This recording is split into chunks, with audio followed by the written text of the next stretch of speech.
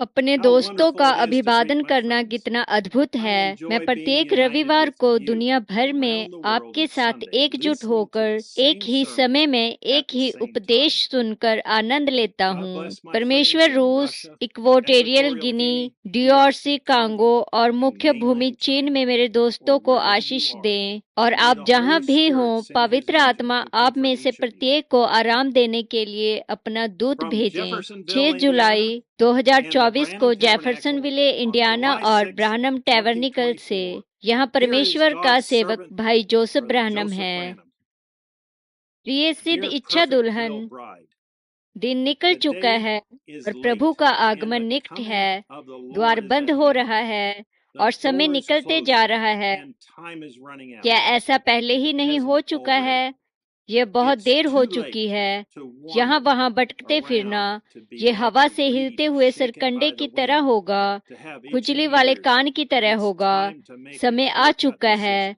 साफ साफ निर्णय को ले। उसकी दुल्हन होने के लिए मुझे क्या करना चाहिए? क्या परमेश्वर कभी अपना विचार अपने वचन के प्रति बदलता है? कभी भी नहीं। तब तो हमें हर एक दिन पूरे हृदय से और प्राण से उसकी सिद्ध इच्छा में रहने का प्रयत्न करना चाहिए। हमें अवश्य ही खुद को उसकी इच्छा और उसके वचन के प्रति समर्पित करना चाहिए। इस पर कभी प्रेषण ना करें, बस इस पर विश्वास करें और इसे स्वीकार करें। इसके इर्द गिर्द कोई रास्ते को ढूंढने की कोशिश ना करें। इसे वैसे ही लें जैसे यह है। इस संदेश में भविष्यवक्ता हमें बताता है कि उसका पूरा उद्देश्य हमें यह दिखाना है कि परमेश्वर को परमेश्वर बने रहने के लिए अपने वचन का पूरा करना होगा। लेकिन बहुत से लोग इसके इर्द गिर्द जाकर और कोई दूसरा रास्ता लेना चाहते हैं। जब वे ऐसा करते हैं तो वे अपने आप को आगे बढ़ते हुए पाते हैं और परमेश्वर उन्हें आशीष देता है। लेकिन वे परमेश्वर द्वारा दी गई अनुमति की इच्छा में काम कर रहे हैं, ना कि उनकी सिद्ध दिव्य इच्छा में। भविष्यवक्ता हमें वापस वचन की ओर ले जाता है और हमें उदाहरण को देता है कि उसकी ओर देखें, अध्ययन करें और हमें याद दिलाता है परमेश्वर अपना विचार नहीं बदलता या अपना तरीका नहीं बदलता है। वह परमेश्वर है और नहीं बदलता है। अब हम देखते हैं कि यह दोनों आत्मिक पुरुष थे, दोनों ही भविष्यवक्ता थे, दोनों को बुलाया गया था और मूसा कर्तव्य की पंक्ति में था। हर एक दिन उसके सामने एक ताजा अग्नि का स्तंभ, परमेश्वर की आत्मा उस पर है, कर्तव्य की पंक्ति में था। यहाँ परमेश्वर का एक और सेवक आता है जिसे परमेश्वर ने बुलाया है, परमेश्वर ने ठहराया है, एक भविष्यवक्ता जिसके पास परमेश्वर का वचन आता है। यहाँ वो खतरे की रेखा है। कोई भी इस बात पर विवाद नहीं कर सकता कि वह परमेश्वर का मनुष्य है, क्योंकि बाइबल ने कहा कि परमेश्वर की आत्मा ने उससे बात की और वह एक भविष्यवक्ता था। प्रभु, यह कितना नजदीक है। मैं भला कैसे जान सकता हूँ जब दोनों ही भविष्यवक्ता थे, दोनों ही आत्मा से भरे हुए मनुष्य हैं जिन्हें परमेश्वर ने बुलाया है, परमेश्वर के ठहराए हुए हैं, परमेश्वर के भविष्यवक्ता जिनके पास परमेश्वर का वचन आता है। दोनों ही कह रहे हैं कि पवित्र आत्मा उनका नेतृत्व कर रहा है। आइए परमेश्वर का सातवां दूत संदेश वाहक क्या कहता है इसके बारे में कुछ परिच्छेदों को ध्यान से पढ़ेंगे और अध्ययन करेंगे। हम वही चाहते हैं जो वह कहता है, ना कि वह जो कलीसिया कहती है, जो डॉक्टर जॉन्स कहते हैं या कोई और क्या कहता है। हम वही चाहते हैं जो उसके भविष्यवक्ता के द्वारा यहोवा यूं कहता है। मूसा जो प्रभु के वचन के साथ ठहराया हुआ भविष्यवक्ता था, उसने यह प्रमाणित किया कि उसे उस समय पर उनका नेतृत्व करने के लिए चुना गया था। और अब्राहम ने इन सभी बातों की प्रतिज्ञा की थी। कोई भी मूसा का स्थान नहीं ले सकता था, चाहे कितने भी कोर और कितने भी दातान उठकर खड़े हो जाएं, चाहे जो भी हो, यह मूसा ही था जिसे परमेश्वर ने बुलाया था। मूसा ही वह एक था जिसे परमेश्वर ने लोगों का नेतृत्व करने के लिए चुना था। अन्य लोग भी उठ खड़े हुए और कहा कि वे भी अभिषिक्त हैं, वे भी पवित्र आत्मा से भरे हुए लोग हैं। परमेश्वर ने उन्हें भी नेतृत्व करने के लिए बुलाया है। लेकिन मूसा उसकी मूल इच्छा का नेतृत्व करने वाला था कि उनका नेतृत्व करे। लेकिन और यदि लोग उसकी सिद्ध इच्छा के अनुसार नहीं चलेंगे तो उसके पास एक अनुमति दी गई इच्छा होती है जिसमें वह आपको चलने देगा।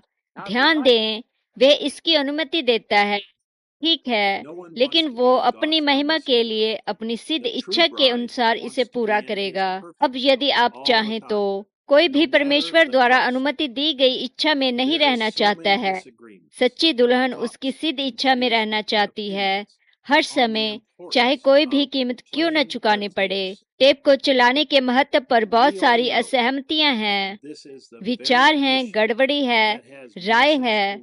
हम सभी जानते हैं कि यही वो वाद विवाद का विषय है जिससे आज संदेश के विश्वासी लोग अलग अलग हो चुके हैं। हम जानते हैं कि दुल्हन को अवश्य ही और होना ही है कि एक साथ एकत्र हो। यही वचन है। आज कलीसिया में आत्मा से भरे हुए परमेश्वर द्वारा बुलाए गए लोग हैं।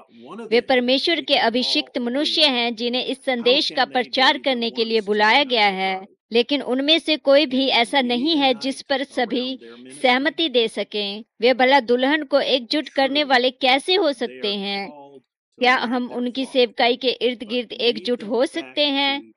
सचमुच उन्हें अपने झुंड का नेतृत्व करने के लिए बुलाया गया है, लेकिन उन्हें परमेश्वर की मूल योजना की ओर वापस ले जाना है, जो उसका नेतृत्व करने वाला है, उसका भविष्यवक्ता, ना कि उनकी सेवकाई। यदि वे आपको यह नहीं सिखा रहे हैं कि टेप पर जो आवाज है वही वह एक है जिसका अवश्य ही आपको अनुकरण करना चाहिए और आपको अवश्य ही विश्वास करना चाहिए कि यही सबसे महत्वपूर्ण आवाज है जिसे आपको सुनना है, तो वे केवल उसके द्वारा दी गई अनुमति की इच्छा में हैं। यदि वे आपको ये बताते हैं कि यह सबसे महत्वपूर्ण आवाज है और वे सचमुच इसका विश्वास करते हैं, तो वे हर बार जब आप साथ एकत्र होते हैं तो बटन को दबाकर क्यों नहीं चला सकते? यदि आप निश्चित करना चाहते हैं निश्चित रूप से कि आप उसकी सिद्ध इच्छा में हैं, तो केवल एक ही निश्चित तरीका है, वह यह है कि टेप पर परमेश्वर की प्रमाणित आवाज को सुने। पहली बात जो आप जानते हैं, एक टेप उनके घर में चलाई जाती है, बस इतना ही करना है। उसके बाद यदि वह भेड़ है तो वह उसके साथ साथ आती है, यदि वह बकरी है तो वह टेप को बाहर कर देती है। मुझे यह अवश्य ही निश्चित करना होगा, मैं ऐसा नहीं कर सकता और ना ही करूंगा कि अपनी अनंत मंजिल के साथ जरा सा भी खतरा मोल लूं। मैं जानता हूं कि टेप पर जो आवाज है वह दुल्हन के लिए परमेश्वर की आवाज है। मैं जानता हूं कि यह गलतियां नहीं करती। मैं जानता हूं कि अग्नि के स्तंभ के द्वारा इसे प्रमाणित किया गया था। मैं जानता हूं कि यह वही है जिसे परमेश्वर ने अपनी दुल्हन का नेतृत्व करने के लिए चुना है। मैं जानता हूं कि यह आवाज ही एकमात्र आवाज है जो दुल्हन को एकजुट कर सकती है और करेगी। मैं जानता हूं कि यह वही आवाज होगी जिसे मैं कहते हुए सुनूंगा, देखो परमेश्वर का मेमना। मुझे बटन को दबाकर चलाना ही है और उस आवाज को सुनना है। आपको इस रविवार को दोपहर 12 बजे जेफरसनविले के समय अनुसार हमारे साथ आकर जुड़ने के लिए आमंत्रित किया जाता है। जब हम सुनते हैं 650418 क्या परमेश्वर कभी अपना विचार अपने वचन के प्रति बदलता है? भाई जोसेफ ब्रैनम, हम परिच्छेद 61 से संदेश को आरंभ करेंगे। संदेश सुनने से पहले पढ़ने के लिए वचन, निर्गमन 19वां अध्याय, गिनती अध्याय 22 आयत 31, संत मती अध्याय 28 आयत 19, लूका अध्याय 17 आयत 30, प्रकाशित वाक्य 17वां अध्याय। अगली बार तक परमेश्वर आपको आशीष दें और shalom. www.svfellowship.info and www.branham tabernacle.org.